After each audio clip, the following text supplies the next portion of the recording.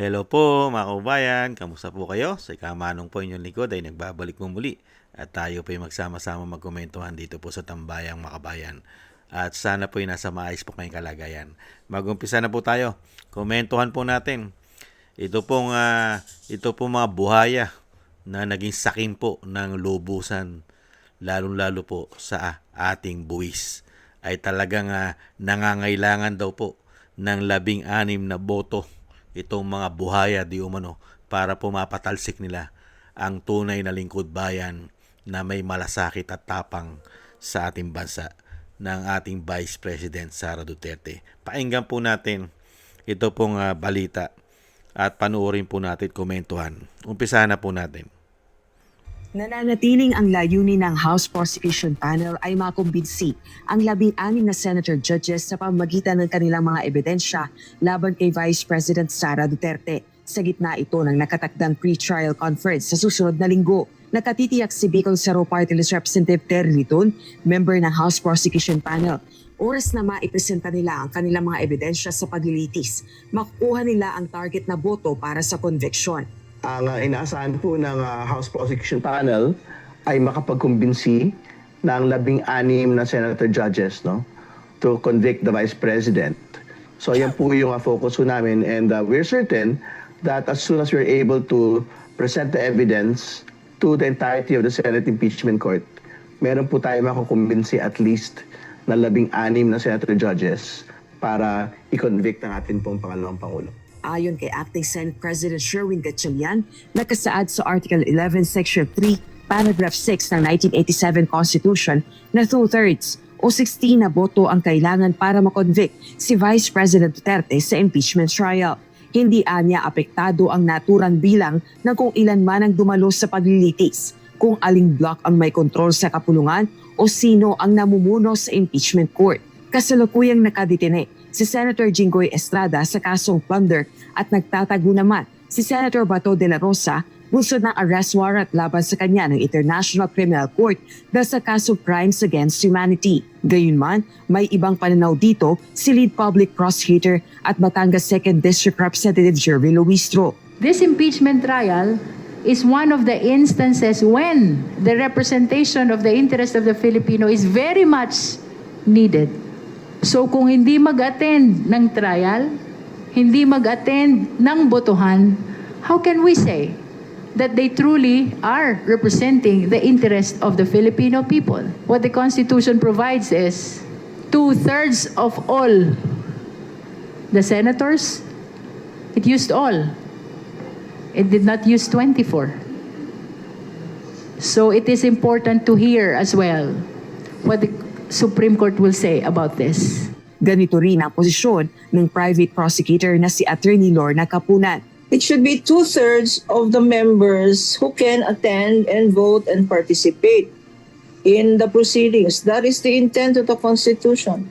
The intent of the Constitution is not to empower those who through their criminal actions or their negligence, even if still pending in a court of law or in a draft court, have deprived themselves of that. Yan po mga kababayan, hindi po ba itong attorney nito si Capunan ay dati pong naghahabol po yata ito ng tagong yaman o sinasabing mga nakaw na yaman ng pamilya Marcos? Hindi kaya mga kababayan? At alam naman po natin ngayon ang ating gobyerno ay nagsama-sama na po lahat ng mandarambong at may kaso at suga pa sa pera. Hindi po ba? At ito po yung mga tao na gusto pong mag-impeach sa Vice President, mga kababayan. Ito po, yung mga nadeliveran po ng mali-malitang pera ayon po sa ating pong mga ex-soldiers at ex-marines. Kaya nga po tinatawag pong hawak natin ang beat. Nasa kanila po ang mga beat. Mga pinadalhan ng mali-malitang pera, hawak mo ang beat. Sila po ang makakapalang mga pagmumuka di umano. Ang mga totoong magnanakaw di umano ay gigil na gigil pong ma-impeach ang Vice President. Sa pangunguna po, ayan po, sila Soto, si Erwin Tulfo, ang anak ng presidente na si Marcos Sandro, si Trillanes na kanilang aso di umano, at si Ridon, ayan po, si Ridon na grupo ng CPP, ayon po sa general, mga kababayan na si Parlarde, at siyempre po ang may hawak ng beat, si Luistro, at ang mga makabayang black, si Castro, at ito pang sinasabing pastor na si Abante, si Adjong, si Alvarez, si Barbers, si Chua na tinatawag na Chihuahua, at ang dating congressman na artista na si Mr. Google Boy na si Dan Fernandez. At kasama po ang mahilig sa saba na si Dilima at si Brosas, si Garin, si Garin, at siyempre po si yung makabayang black, si Castro, at si Estela Kimbo, si Barbers, at isang pare na napakahusay pong manira sa Vice President, si Flaviano. Hindi po ba? At sinabi rin po ng ating mga ex-marine, marami pa po yan. Napakarami pa po na nadeliveran nila na nakinabang po sa pondo at pera ng taong bayan. Mahigit 200 po yan. Mahigit 200 mga politiko, senador at mga congressman ang sinasabi po ng mga ex-marine na sangkot at nadideliveran nila ng mali-maleta sobre, mga kababayan, at bagbag na pera. Ito pong pinangalanan na una doon po sa Senate hearing sa Blue Ribbon po sa pangunguna po ni Senadora Pia Cayetano, Senadora Rodante Marcoleta, at ni Senate President Alan Peter Cayetano. Ilan lang po ito, mga kababayan? Bali 20 lang po ito, 20 mahigit. Meron po 200 mahigit. Ubod ng dami. At nahandyan pa rin po ang sinasabing Malacanang. Hindi po ba? Kaya po, mga kababayan, ito pong hawak nilang beat, talagang nanggugumigil po na makakuha po sila ng 16 na boto sa Senado. Ngayon, ang tanong, meron na pong 12 hudas di umano sa Senado. At kung madagdagan pa ito, sabihin natin na sila'y 12 o maging 13, kulang pa rin sa 16. Hindi po ba? At syempre, pipilitin po nila na yung 12 ay maging 16 vote dahil idudulog daw nila ito, usaping ito sa Korte Suprema.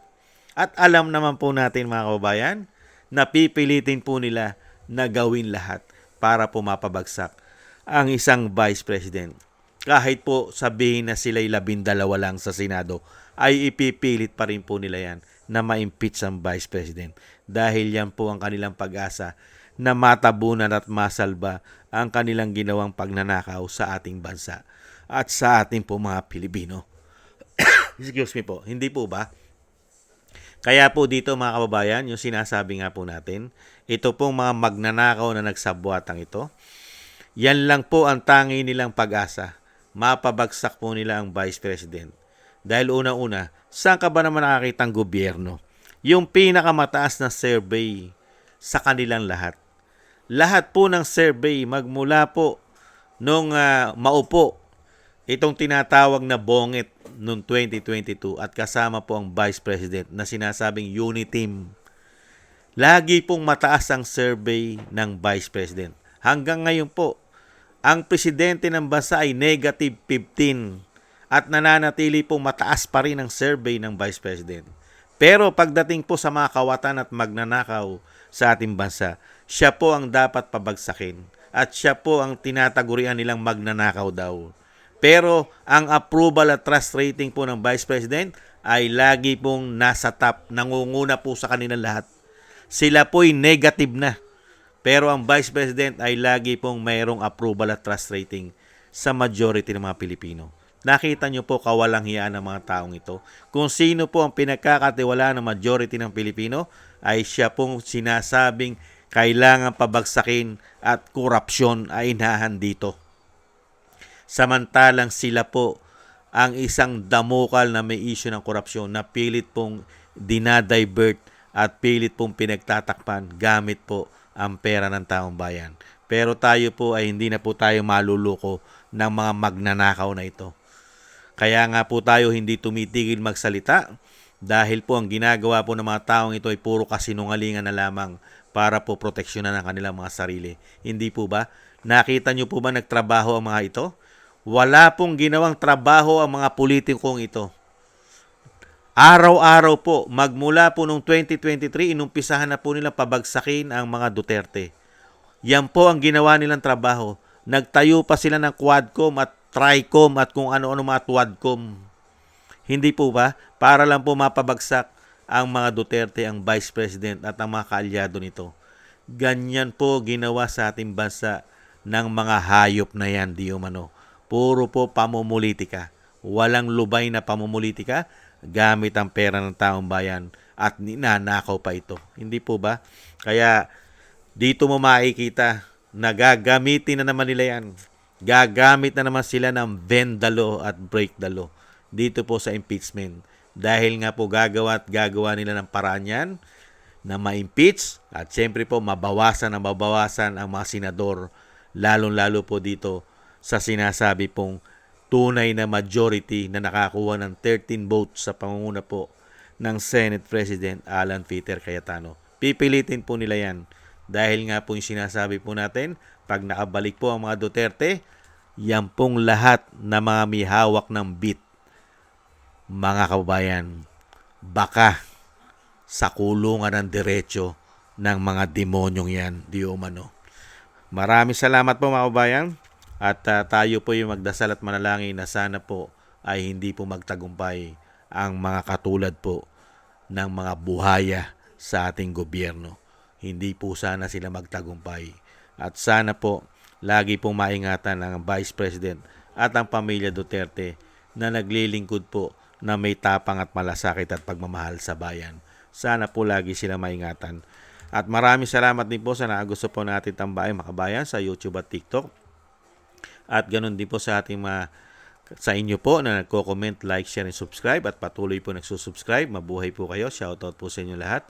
At thank you rin po sa mga nagbibigay po ng tulong at biyaya. Shoutout po kay Eric Hershio from Canada, kay Jem Aris from United Arab Emirates, Ani Jo, kay Norma Garcia, Mary Natividad Blinden from Netherlands, kay Gay at Siena, Tatay Nick from Toronto, Canada, Mila Yi, Jesus Valdepena, Rolando Guerrero, Felipe Shapno from Texas, USA, Rolando Timbol from Alberta, Canada, kay Ma'am LB at Shermani from North Miami, Florida, USA, Melchorita Espinosa from Orlando, Florida, kay Arthur Estraniero from USA, Randy Crispino from Pasig, Mika Ligaspi, Tessie Mantilla from Kuwait, Frank Zamora from California, USA, at Romulo de Vinagracia from Bacolod City.